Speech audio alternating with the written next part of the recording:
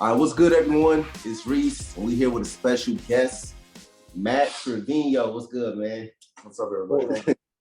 Welcome to the Diversified Gentleman. What's going on? Morning, Hakeem. How you doing? Morning, man. Morning, Matt. Pleasure to meet you, brother. Glad to have you on. Yeah, so our other third guest, our third host, Jason, is feeling under the weather, so it's just going to be two of us and our guest, Matt. So definitely want to have you on. Been knowing you for over 10 years now. Got an incredible, unique story. No kidding, one of the smartest person I know. Basically met him when I commissioned in 2009, and then we got to know each other a lot more when we deployed in Afghanistan in 2011.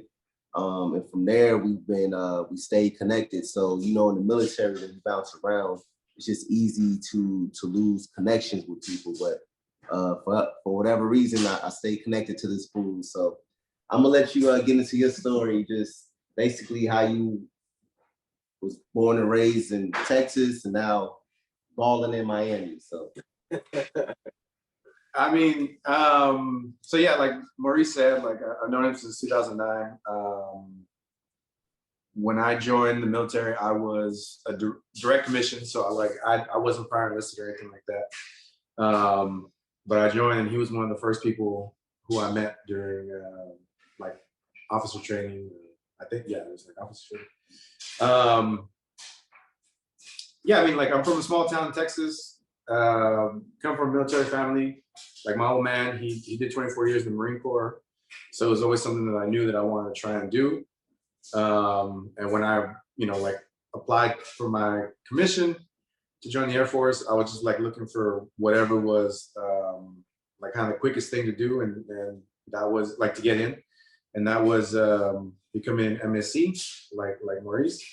And so yeah, I started the process in late 2007, all the way to 2008, and then finally joined in 2009 after everything. So did 3 years, got out, and went back to school, used the GI Bill, and went back to school and transitioned away from the military. And now I work for a tech company. So you did 3 years or 4 years? A little over 3 years. Oh, okay. What? So it's interesting. So you were direct commission, and then exited the military in 3 years. What was your decision in doing that? Like, what was the catalyst for that? So before I actually joined, I graduated in 2006 from college, and wait, which college? I went to Brown University, which is the Ivy League school. Yeah, exactly. So I went to Brown University, and then so I was working in Dallas. I was working. I didn't know what I wanted to do when I graduated. So then I found a job after I graduated. I moved down there because I'm originally from Texas. So I moved to Dallas, Texas, and I was doing sales for FedEx. Horrible job. I hated it. No offense to FedEx, but it wasn't for me. Just the whole environment. But so I knew, like maybe a few months in, I was like, okay, like I want to go back to school, get a master's degree, and so I like started doing some homework, and I found out you got to take the GMAT. So I took the GMAT, and then at the same time, like I decided that, like the military was still calling my name and something I really wanted to do. So let me try and, do both, right? So I figured I could do like some stint in the military and then use my GMAT and get out and go back to business school.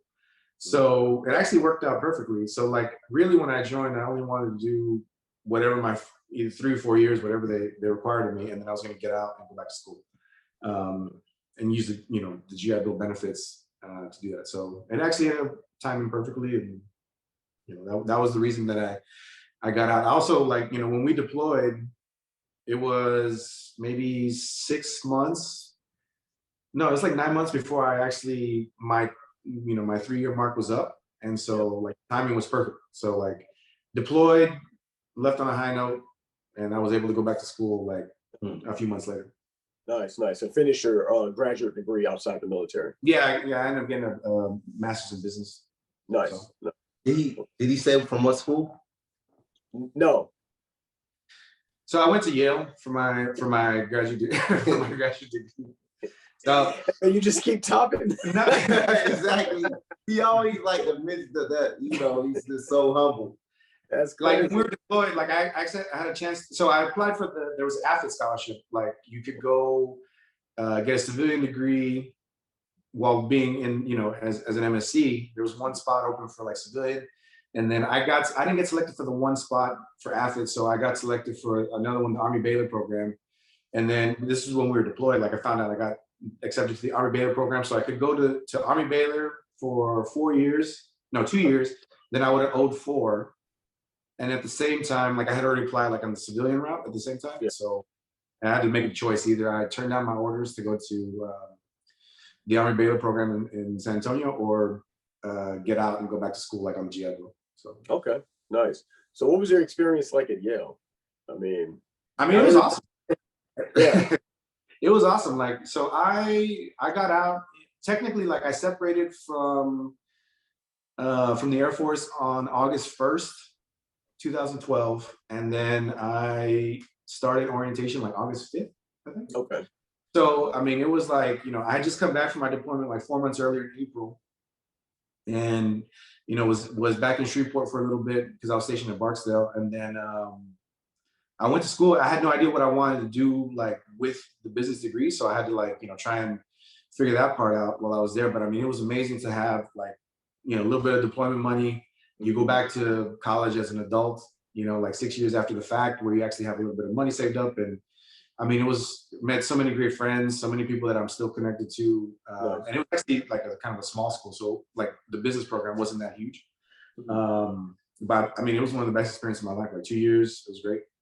That's amazing. So, I mean, you know, we hear these tales of Ivy League graduates, you know, and the dividends that it pays.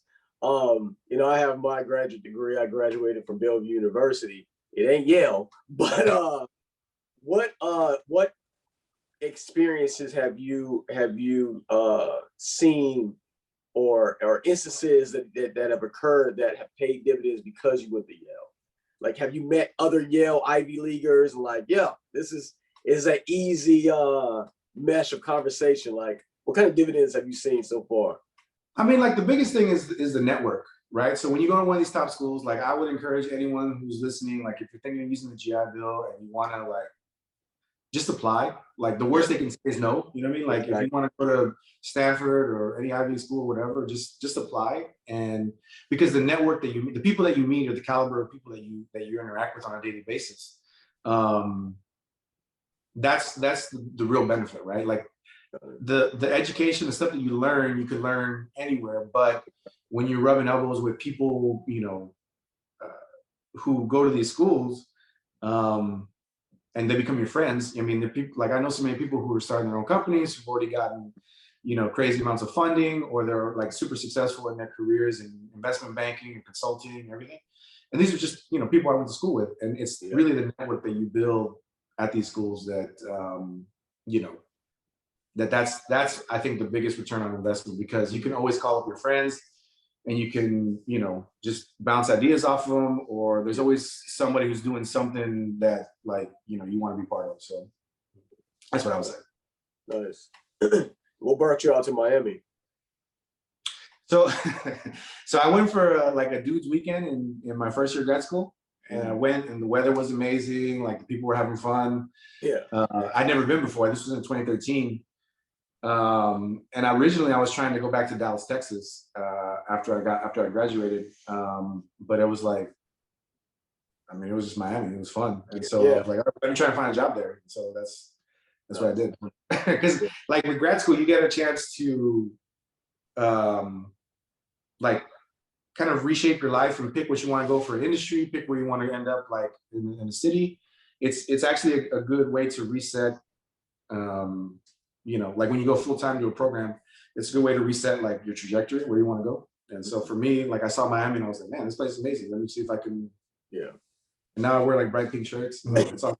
I thought you told me too. Miami Vice had an influence. So the movie, best movie of all time, with Colin Farrell and amazing. Jamie Foxx. Oh, with Colin Farrell and Jamie Foxx. That's one of my favorite movies of all time.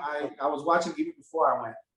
Like back in 2007, I still watch that movie. I love it. I watch that repeat. Nah, that movie's that movie's garbage. It is a dope movie. So what's that? So you know, being with you in Afghanistan, one of your daily rituals was watching Jeopardy, and you would just like kill it. And then you know you blew the GRE out of the water. He actually helped me study in Afghanistan for the GMAT. I think so.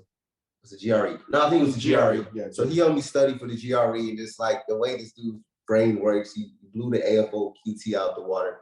So how was it growing up in a small town in Texas, like on the border of Mexico, kind of being gifted or advanced, or how did you move and navigate? Or did you even know that, man, I'm kind of different?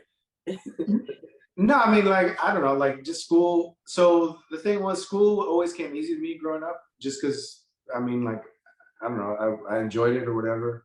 And the only reason I was good at Jeopardy is because I'm full of useless knowledge, like watching TV growing up all the time. Like, I just retain random ass facts. But like all the way through high school, it was just easy. And I mean, I'll be honest, like I didn't really push myself in high school that hard. Like I didn't take a lot of pre-AP classes or AP. I took a lot of pre-AP, but not AP classes until like my senior year, where I had to start making choices between like taking a regular class or pre-AP or AP class and like football or whatever, you know, like growing up in Texas, like you want to play football team. Yeah. Any given Sunday. Yeah, you know how it is. Varsity Blues. Friday night lights. Yeah. You know, and I had coaches like, you know, like at one time I had to choose between football class and or athletics period, which was football, and like a pre-AP chemistry, and this is my junior year. And I chose pre-AP chemistry just because I didn't know where I wanted to go to college, but I knew that would like look better. And one of the coaches was like, "What, are you gonna try and be a doctor or something?" I'm like, "Oh, you stupid." Yeah. No, you choose that over football. I'm like, I mean, you know, like I don't know, coach. Like I feel like this is better. But the thing I didn't realize was, so it was so watered down when I got to college, when I went to Brown, my very first exam I failed. I never failed an exam in my life. But I took a calculus class my first semester at Brown. I barely passed, but I actually failed my first exam because the teacher this professor, I mean, he was like a math wizard. He'd be like, okay, you know, like we're doing, you know, whatever differential equations or whatever. And then he'd be like, okay, he wouldn't even finish the problem because he would say, oh, you all know how to do this. You learned this in your high school engineering classes. I'm like, what? High school engineering? Like, what are you talking about? So I didn't know how to study. I didn't know how to write. I didn't know, like, I wrote like I spoke. So I actually got put on a writing, like, warning or whatever. So I had to learn, like, I had to go learn how to use the tutors. I had to, you know, learn how to study. I had to learn all this stuff when I got to college. And it was actually really trying experience, but I ended up, you know, like my junior and senior year finally turning things around, and I wasn't so overwhelmed, and I learned how to study and everything like that. But yeah, it was like real watered down growing up. We had a decent high school, but I didn't realize that it was so easy compared to. Do you think it's like, as far as that experience, it was attributed to like socioeconomic? Yeah. Okay. Yeah. Yeah, I mean, like we had a decent high school for the area. But down there, like down on the border, down by like Brownsville, I mean, there's not a lot of, like, now there's a rise in like magnet schools and charter schools, but before then, I mean, it was just like. So if you grew up in like New England or like Beverly Hills, SoCal, you probably would have. Yeah, I mean, it would have been different for sure, I think. You know, because that's the kind of people that I was going to school with. Yeah. You know, like I said, like the professor was talking about high school engineering classes. I'm like, what is yeah. Like I took, you know, pre-AP calculus with, you know, like a coach was the teacher and shit, you know what I mean? Like, so. Yeah. Yeah, pre-engineering, mine was like like sophomore year, we had to build a bridge out of popsicle sticks. Yeah. And they had to support like 5 pounds of weight or something. So, yeah. That's all I got in Chicago. Yeah, because like Texas is such a football state, man. It's just one of those states where football comes first. I mean, and living out here, I'm in San Antonio now, and I mean, this is like what they preach. Originally, I'm from Cali. Well, born in Cali, raised in Vegas, and the school systems are kind of similar. You know, we have a lot of magnet schools out there. I actually went to a magnet high school. So going, you know, from high school in Vegas to coming here and seeing like the dichotomy of their classes, it is different. Yeah. No, it definitely is. And I mean, like, you know, like I'm proud of where I grew up. Like, I don't want to make it, you know, it's just when you get out and you explore the rest of the world and you see how other people grow up, it's like, it's real eye-opening when you see how the opportunities that other places in the country, you know, it's really like mind-blowing. So it's not like I feel like, you know, I was behind anybody, because they actually recruit a lot of, well, not a lot, but like a decent amount of students to go to, you know, some of these top schools from down there by the border, because they know that it's kind of like it's in them to be successful if they just have the right opportunity. Yeah, right. Like, you know, exposure to tutoring, like you can catch up. It's not hard to, or it's hard, but it's not like overwhelming to catch up to the rest of the, you know, students. Exactly. And now, and I want to put this out there. I'm not dissing any colleges out here in Texas. I mean, obviously there are some very prestigious colleges in Texas. So, so let me ask you this question, and I think the mind or the sentiment in culture has changed a little bit. You hear a lot of people say that, well, we don't need college. You don't need college anymore to be successful, which is true. But I still feel that if you can get a solid education, you should still get one, right? Because it can always be used as a backup plan. What are your thoughts on, you know, people saying, you know, you don't need college, or vice versa?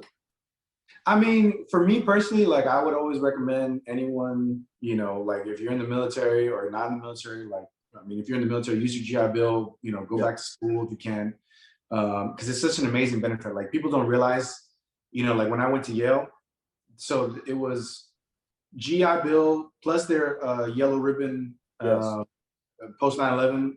Mm-hmm. So I think the total bill was maybe like $90K a year, like for the 2 years. Oh, thanks. Yeah, all in.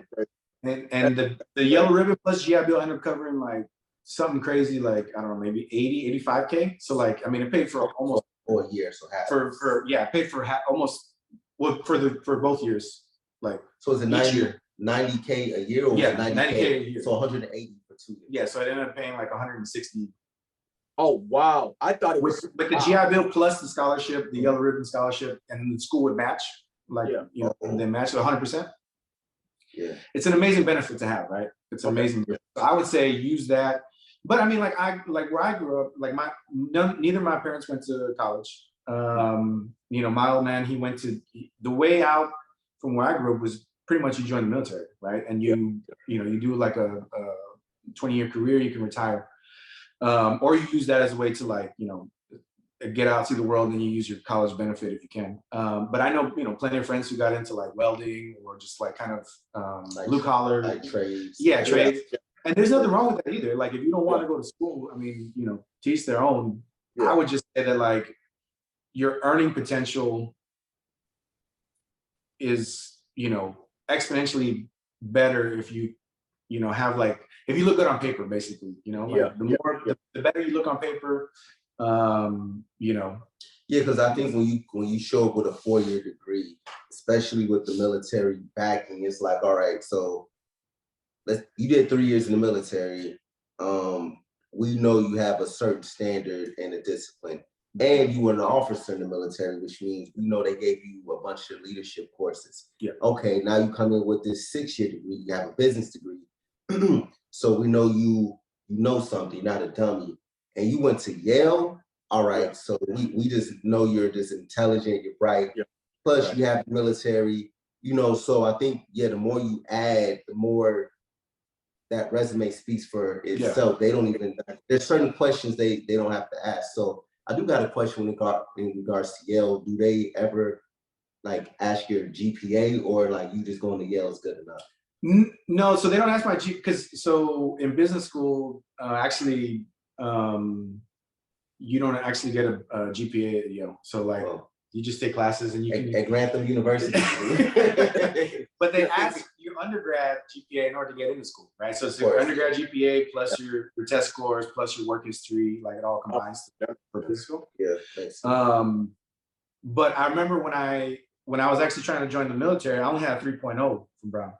And like it was a struggle, but I ended up like piecing together a 3.0. But my recruiter for the MSc, he's like, I don't know, you only got a 3.0. I'm like, you know, he's like, we'll see if you get selected. I'm like, I mean, did I go to? I mean, I understand, but like, you know, because it wasn't. Because the thing is, I went to Wayland Baptist. I got a 3.6, so I sunned this dude. You know what I'm saying? So really, yeah, my undergrad GPA is, you know. So really, I'm the gifted one. Yeah, My courses, my satellite courses in Altus Air Force Base. Yeah. So yeah. You know, I mean, it's true. It's really true. No, but you know, so they don't ask.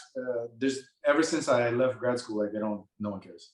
It's all about like, you know, like your work history, basically what you've done so far in your career. So another thing in regards to college you brought up is, I think, two big things regarding the benefits of college. Is the first one you said, networking. I think that's huge, the people you meet and the connections they have. And if you got a tight enough bond, now you're in their network, right? Exactly. Yeah, and then secondly, you said you learned how to study and write and basically communicate and study. So for instance, when it came to like this COVID thing, right?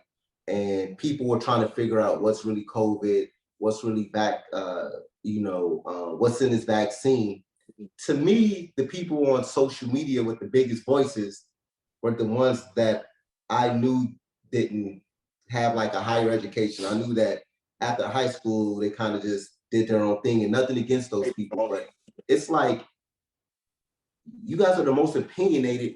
You guys don't even know how to study. You guys don't even know how to take information and dissect it and go different ways. You know what I'm saying? You guys get a piece of information. And I think a lot of the countries like that, politics and all that, they see something for face value, they jump on that side and they blast it out to everyone else, like, you know, because someone told them that, you know. So it's one of those things. I think when you do go to college, from my perspective, you kind of sit back and you kind of dig in a little deeper, and you know what I mean? You kind of try to figure out what message is whoever the sender is trying to convey to me. Because everything for the most part is very subjective.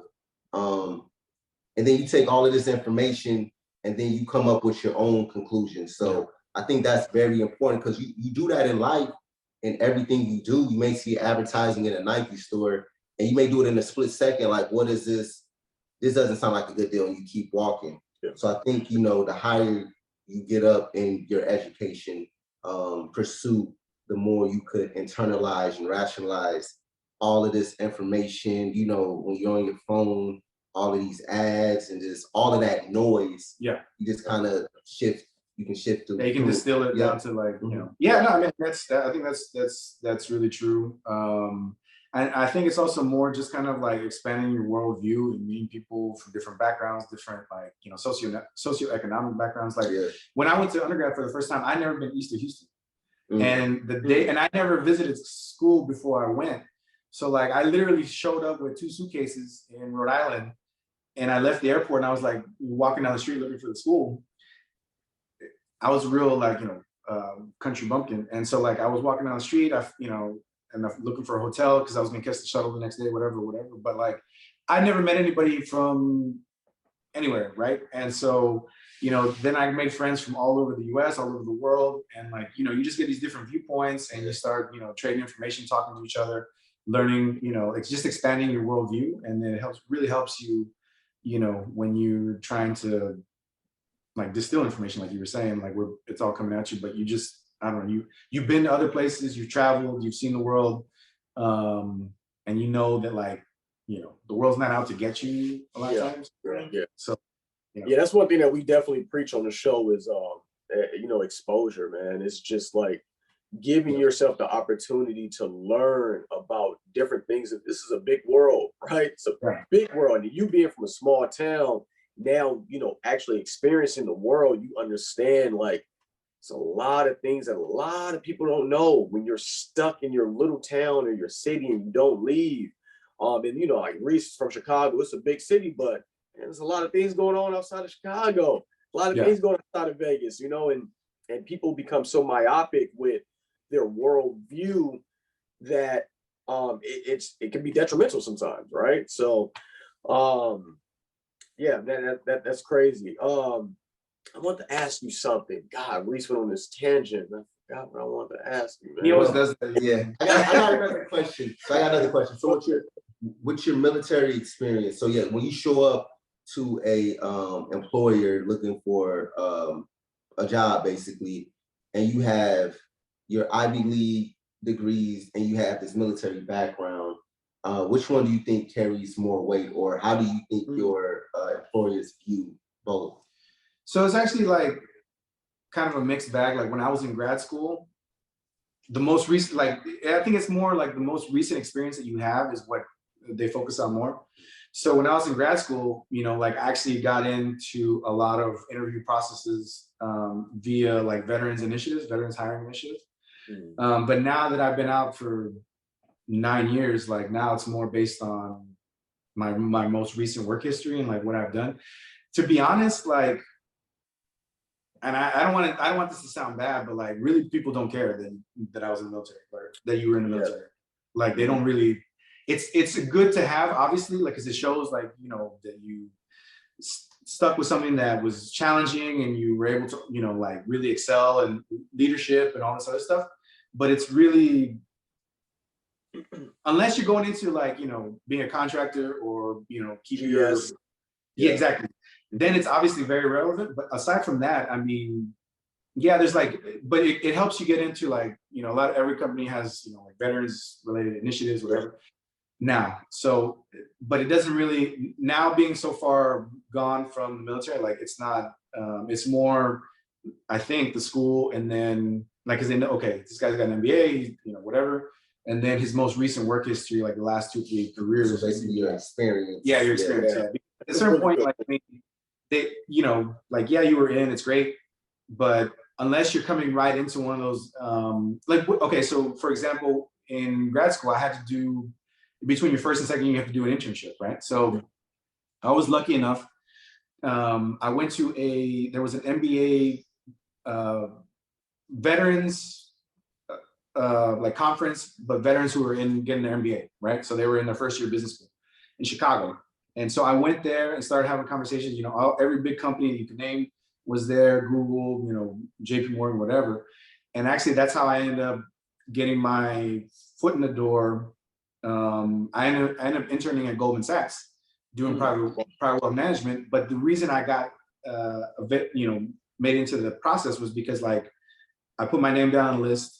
You know, I think there was like some veterans hiring initiative or whatever, and then just progressed to having more and more conversations with people who were working at Goldman Sachs, but then they were also veterans. And then like there was a few events that I went along the way, and you know, I got a chance to do an amazing internship. And so I mean, it was, and I think at that point in my career, it was because it was the most recent thing. But you know, now it's just further. I mean, you know, like I still bring it up. I still, you know, I'll never delete or I'll never minimize that on my resume. Like that'll always be like probably the biggest blurb on my resume, short of the current job that I'm doing. But you know, it's more like based on the most recent experience. You just don't walk in with a banner like Afghan vet. Yeah, exactly. Yeah. That's interesting that you say that. So I'm actually prepping for retirement now, and I've been going through, you know, transitional programs. And the people that I've met that are out, that are in the civilian world now, they all have that same sentiment that no one gives a damn that you were in the military. And obviously, you know, Reese and I are still active. Yeah. You hear that in the military, you know, hey, when you get out, man, it's going to be easy for you to find a job because you used to be in the military. But everyone that's out the military says differently, right? Like, no one cares that you were a commander of this group, this wing. It doesn't matter. You're like literally starting over, which in turn I think kind of scares some people into staying in the military. Like, I always tell, like, especially the younger individuals, like, set yourself up to a position where if you stay in the military, it's because you want to, not because you need to, because there's a big difference, right? Don't think that you can't be successful on the outside when you can be successful if you set yourself up, your education, your experiences, your certifications, like just ensure that you're not just wasting time. Especially being at the military pays for all of that. And all you gotta do is pays for it all. You gotta find time to do it. You know what I'm saying? It is crazy that someone wouldn't take full advantage of those opportunities. Yeah, I mean, even now, I mean, I have people trying to talk me into staying in the middle. I'm like, bro, I don't like. I'm done. I've done everything I need to do. You know what I mean? I'm good. I'll be okay. I'll manage. I'm excited. I'm looking forward to that transition.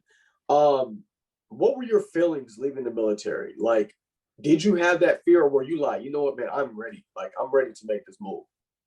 No, I mean, like even before I went in, I knew it was only gonna be like kind of a one and done type thing, like one, you know, like one in enlistment or like the contract or the minimum service requirement for MSC's 41A3, 41 Alpha. You know, no big deal. 41A3 was only 3 years. Actually, it was only 3 years and so I knew that it was really going to be it because I took the GMAT.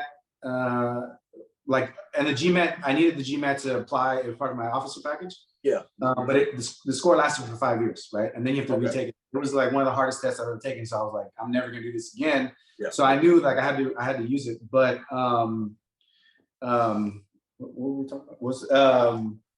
But how did you feel? Oh yeah. So I knew I was gonna get out like pretty much. I did miss it though. And I was actually the whole reason I wanted to join was to deploy. And I was actually like at 2.5 years almost, and there was no deployment in sight. Like it was just situation, like circumstances, me being at Barksdale, I was commissioned as a second lieutenant instead of a first lieutenant. Most MSCs come in as a first lieutenant, like because they have at least direct commission from the civilian world, because they have a master's degree. Anyways, so I was like, damn. And when I submitted my package for grad school and for AFIT, there was actually no deployment on the horizon, and I was almost ready to get out, like 2.5 years. Yeah, because it's not common. Yeah, we were 2 lieutenants, and it's not common for us lieutenants to deploy. No, it really wasn't, and it just so happened that literally, like I think it was like a week or two later, there was a major at my base who was supposed to deploy, and circumstances he couldn't end up going, and so like they needed a backfill, and I was the next one in the window. And like, you know, I was the first lieutenant and they wanted a major. And so I think there was some back and forth between my commanders and the people that my commanders in Afghanistan, like, no, I sent a first lieutenant over there, whatever. And so finally they said, okay, you're going. So I actually had like 5 days to deploy, and I, you know, did 6 months. And when I came back, I got out a few months later, but I was actually resigned to the fact that I was going to get out without deploying. And that was like, for me, it would have been hard to stomach. Right. It was like, that was the whole reason I joined, was to try and support the country. Right? Like something was just missing. Like, like it was like I did it, but it was just like kind of hollow. Yeah. So then when I got the deployment and the work that we were doing when we were over there working in a trauma hospital in Afghanistan, like probably the busiest trauma hospital that the Air Force and Army, I think, had in all the country. Yeah, it was. At the height of the surge, you know, everything. Like it was the most rewarding work I'll ever do in my life. Yeah. And it made it super easy to get out because like it was like I left on a high note. You know what I mean? Because then if I would have come back, it would have been for me, and I'm sure a lot of people face this when they come back and you're dealing with people who are like, you know, on profile because they got an ankle or something. It's the worst. Yeah. I mean, it's got to be hard, right? And so, like, for me, I was thankful that I actually left kind of like on a high note, like George Costanza says, like, leave on. You got to leave on a high note. You're all right. It's like when you're in Afghanistan, when you're deployed, it's get the job done. Whatever it takes, get the job done. We're here to save lives. We're here to win this war. But yeah, when you get back to home station, it's like it's more image based. It's more, hey, you just sent up this memo up, but the spacing was off, or hey, you put this on the wrong letterhead. Exactly. And it's just like, oh my goodness, right? You know what I'm saying? You're in meetings after meetings about things like PT failures, or we really need to, you know, clean up the outside of the hospital. There's litter, so tell people they need, you know what I mean? Or, you know, someone's airman so-and-so was, I don't know, they need to shave, like you need to get on them. And yeah, when you deploy, all that stuff goes out the window. It's like, you know, everyone's on the same page. What's their job? It's to save lives. It's to win this war. And yeah, when you do come back, it is kind of like you hate it over there because you know you're missing your family. You're wearing uniform 24/7. You got your weapon on you 24/7. And then once you get back to the real world, you're like, man, I kind of miss that. No, I miss it every day. I miss that part every day. Like if I could just deploy, you know, every few years or whatever, and then come back, I would do that in a heartbeat. But you know, with the reserves, you gotta like, I actually, you know, kind of toyed with the idea of joining the reserves, but like, I mean, there's a whole lot of just kind of monotony that you got to deal with in order. You can't just deploy when you want, right? So, but to answer your question, like that made it easy for me to get out because I was like, I did what I wanted to do, checked all the boxes, got the benefits, and you know, I'm done. Like, do I miss it every day? Yes, I do. Like that deployment experience was the best thing I'll ever do in my life. Yeah, hands down. But you know, you just can't, like, you know, you can't do that easily. Yeah, exactly. A quick deployment story. So our dorm, so y'all deployed together. It was eight people in our dorm room, right? We always had the lights off because you know you had people on different shifts. Was it 8 people? Yeah, it was 8 people. So it was 4 sets of bunk beds, right? Yeah. So his bunk bed was right by the door. So if his bunk bed was empty, the new people would walk in and be like, "Oh, there's a bunk, top bunk." Boom. Yeah. So he always had someone over him, right? So if you been on a bunk bed, and these are not bunk beds, these are the still squeaky ones. He always has someone moving this and that. So I actually was his bunk mate for like the first month, and then someone moved, and everyone wanted the bottom bunk, right? Yeah, I think I fell off the bunk bed one day. I was taking what's that? The malaria pills. Yeah, and they make you have these like crazy nightmares. Dreams. Like I thought I was getting buried alive. Also, sure I jumped off the bunk bed in the middle of the night. So anyway, don't try to skip over that, bro. Don't try to skip over that, bro. So anyway, I get the bottom bunk, and thankfully the bed was broke, so no one could sleep on top of me. So for like 3 months, I'm on this bottom bunk, and he left 2 months before me. The night before we left, no, maybe a week before he was due to redeploy and go back to the States and be done with Afghanistan, he solicited the first sergeant to come fix my bed just to be a hater. So he could see someone sleep on top of me because he didn't like the fact that this whole time no one ever slept on top of me. Yo. I was like, why would you do that? And he's like, because I'm a hater. Like, he just understand. I'm like, I'm not even I was so mad. It was funny, like, I had just finished working out, and I, like, ran into him. And I was like, yo, what you doing? He's like, you need to go back and clear up your space and search about to fix your bed. And I'm like, what? It's like 7 o'clock at night. I'm like, what? He's like, yeah, I just told the shirt, your bed is broke. No, because they were supposed to there was supposed to be someone else coming in, and I knew they were gonna sleep. I'm like, yo, my last week. I was like, why would you do that? That is the ultimate hater move. Like, because I'm a hater. Yo, oh, man. What base were y'all at? What we was at Bagram. Oh, y'all are at okay.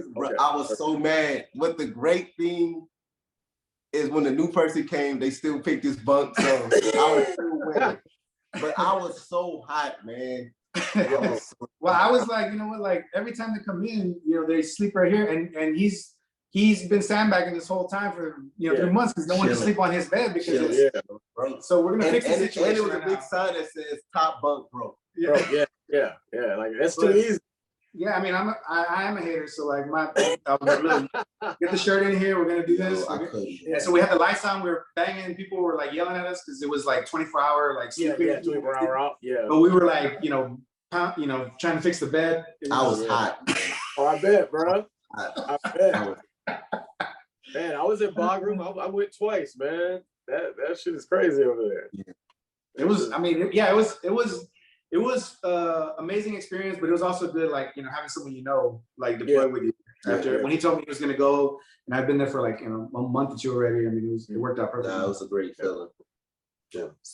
So can you tell us a little bit about your experiences, you know, being in the military, getting your business degree, and then going to a new city and just navigating in the corporate world, and in the job market? Yeah, I mean, so when I actually moved to Miami, the first job the reason I moved was because, so like when you're going like to a full-time business program, you pretty much know either you do your internship and you get like invited back for a full-time offer when you graduate, so you don't have to really worry about anything, or you apply like in your second year and you figure out what you're going to do, and so you know kind of what you're going to, you know where you're moving, you know what you're going to do. So I moved to Miami actually to work. There was an MBA program for Burger King. Okay. So, so I moved to Miami, and I was like, and long story short, it didn't end up being what I thought it was going to be. But for 4 months, I was working in the store, like making Whoppers and like flipping burgers. But getting paid, like, that was the internship. That was my full-time job, because I worked at the corporate headquarters, and they wanted us to do like learn operations. So you learn everything from a store from the ground up. But yeah, you definitely didn't tell me that story. I was making Whoppers. I had my shirt, my uniform. I was like a team member, you know what I mean, for like 3 months. Why did you never tell me this? I mean, you knew, because I like when you didn't tell me you were flipping Whoppers. No, I mean, I knew you in Burger King. Yeah, I had to learn everything from the ground up. Wow. So it was real humbling. Like, it was real humbling. Like in the end, like the program was, for other reasons, like I would never recommend it, not let alone, you know, the fact that you're making burgers, but like, I mean, it was humbling. And that was one of the things that I was going to say earlier with, like, you know, people who were in the military. When you get out and you go to work, it can be very humbling, because when you're in, you know, you're in charge of X number of people, X number of $1 million of equipment, whatever. Like, you're like, I was deployed to Afghanistan. I was, you know, life or death decisions. We were running 24-hour ops. Like, I understand what pressure is. And then when you get out, a lot of times, like, you're put in a position where like people are like, no, like, it's okay, or like, we're not going to give you that level of responsibility here. And so it's sometimes it's like a trip, like mentally. But going back to that Burger King experience, the reason that, so it was myself and 2 other guys that we got selected for this operations path where we were in stores, like, and we hated it. We all 3 hated it. Yeah. But they literally told us, like, the reason we selected you was because and we were all former military officers. Because we knew you were going to take it. Like, you were going to, like, you might complain, but you weren't going to quit, right? Yeah. We knew based on your background, like, you weren't going to, because you give that job to some MBA, like, who've never done any hard work in their life, they'd be like, man, F this, I'm not gonna flip burgers. And so it's kind of like a double-edged sword. But yeah, I mean, like, that's one thing when you get out, like, you got to realize that you might be, you know, Lieutenant Colonel this, or, you know, Senior Master Sergeant that, and you go to a company and they don't know what you're capable of. They just might be like, okay, you know, like, stay in your lane, don't go, you know, like, let's not try and overwhelm you, or like, you know, this is, sometimes it's just crazy. You're like, I could do this with my eyes closed. You know, but it's a different world outside. So you gotta earn your keep. Because you know, in the military, yes, very hard to be humble, because the way we're structured, and for good reason, I see your rank, and if you outrank me, no matter what you say, I have to say yes, sir. And push forward. You know, you could be the biggest. My level of education could be even higher than yours. But since you've been in longer, since you achieved rank faster or you went another route, yes, sir. And you know, in the back of my mind, like, this is the dumbest idea. I know this is not gonna work. I know I can do a better way. You know, and then on the other end, just being higher ranking, you could be like, I'm the man, I'm a genius, because I come up with an idea and 300 people are going to listen to it. And when I ask them to jump, they're going to say, how high? And, you know, you do that year after year, you feel that you maybe, it definitely, you can grow an ego and may feel that you're better than you actually are. No, it's totally true. You know, like, in the civilian world, when you get out and you tell someone to do something, it's not like, okay, yeah, you know, like, Yes, sir. yes, sir. Like, it's like, no, what? Yeah, I mean, there's that. I mean, once you get to a certain level, you can kind of command the respect if you have that job title or whatever, but it's not automatic. And I think that's where a lot of people who get out of the military, they have issues, is just because like you just don't have the same clout, the same status based on your rank, you know, and they might actually like really think that you don't know what you're talking about because you never, like, if someone spends 20 years in an industry, chances are they probably know way more than you know, what you do coming in brand new. Yeah. You know, but you might know more about like people management or like, you know, you can figure it out easily, but you know, there's that learning curve that, you know, it's just not the same when you get out. Yeah. So what are the kind of on the flip side, what are the positive pros, like being in the civilian sector now that you've experienced, where you're like, you know what, they definitely don't do this in the military and I like it? No, earning potential.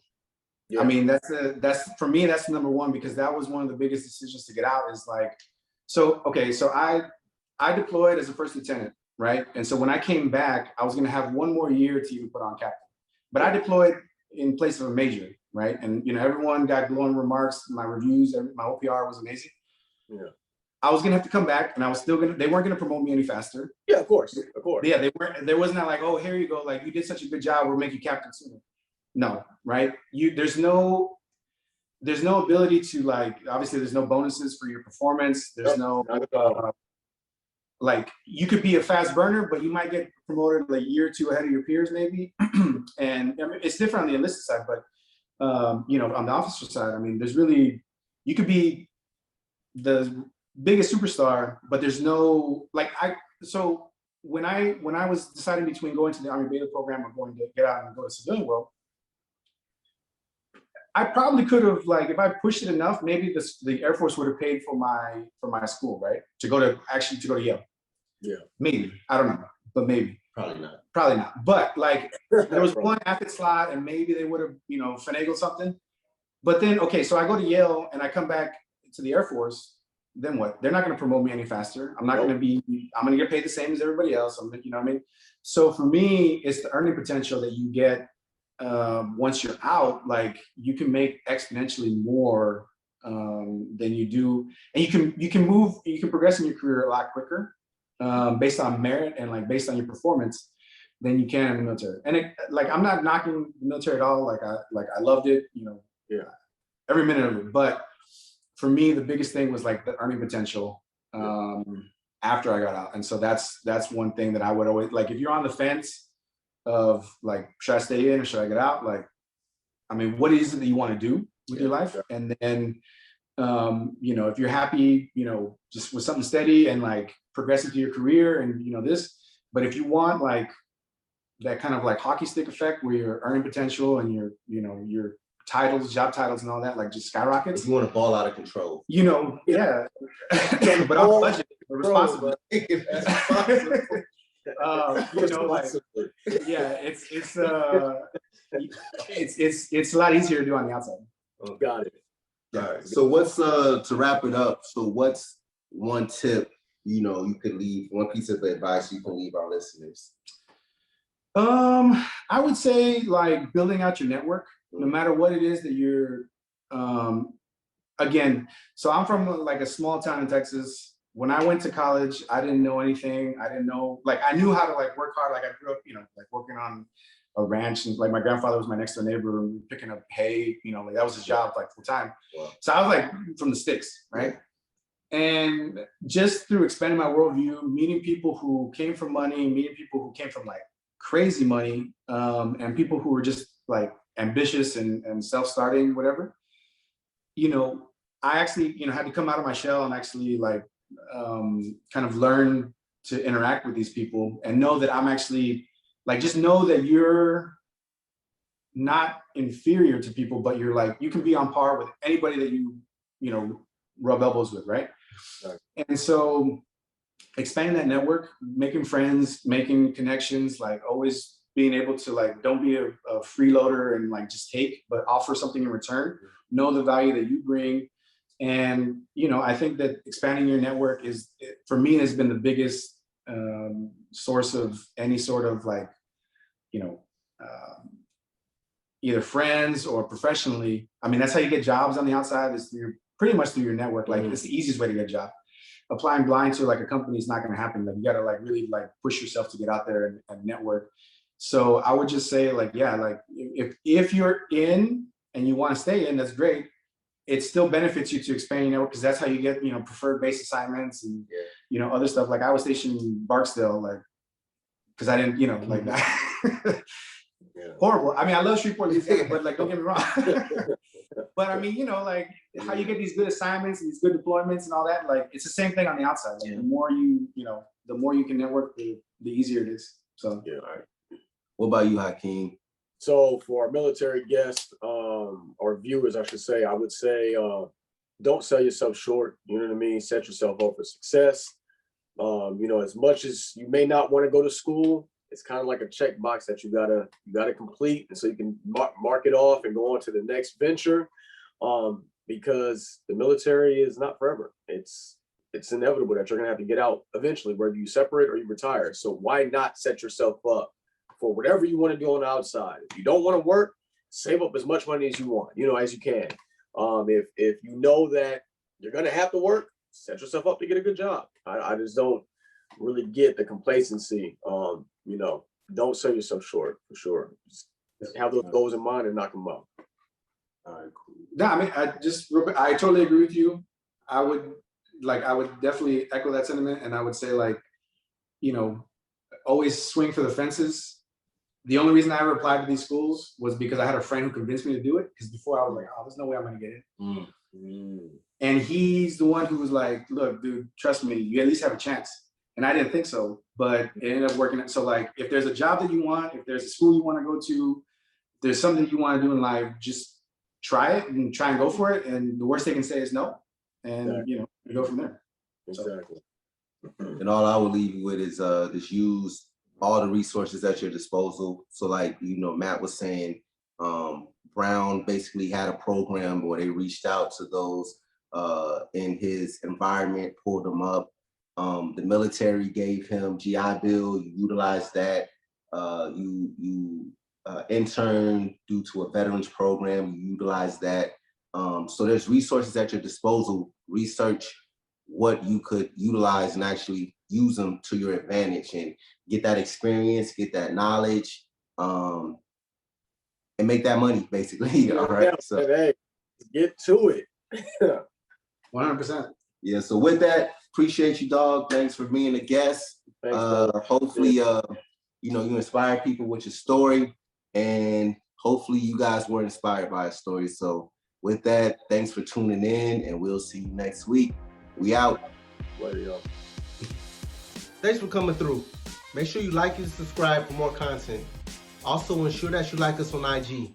And also, you can listen to the audio version on all streaming formats like Apple and Spotify.